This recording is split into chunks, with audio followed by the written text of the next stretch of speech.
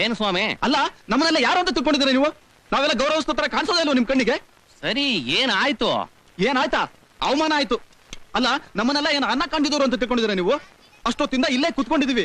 At least ಒಬ್ರಾದ್ರೂ ಬಂದು ಮಾತಾಡ್ಸೋದ್ ಬೇಡವೇನ್ರಿ? ತಾವ್ ಯಾರು ಅಂತ ಗೊತ್ತಾಗ್ಲಿಲ್ಲ. ಗಂಡಿನ ಕಡೆಯವರು. ಆ ಗಂಡಿನ ಕಡೆಯವರ? ಹೆಣ್ಣಿನ ಕಡೆಯವ್ರ. ಹೆಣ್ಣಿನ ಕಡೆಯವ್ರ.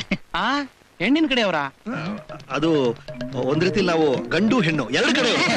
ಸ್ವಾಮಿ, ಹೆಣ್ಣಿನ ಕಡೆಯವರು ಗಂಡಿನ ಕಡೆಯವರು ಅನ್ನೋದಕ್ಕೆ ಇಲ್ಲಿ ಮದುವೆ ನಡೀತಿದೆ ಅನ್ಕೊಂಡ್ರ?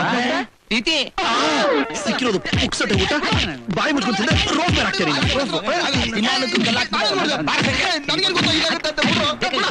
ಏನಿಲ್ಲ, ಭಿಕ್ಷೆ ಬೇಡೋದು ಒಂದೇ ಬಾಕಿ.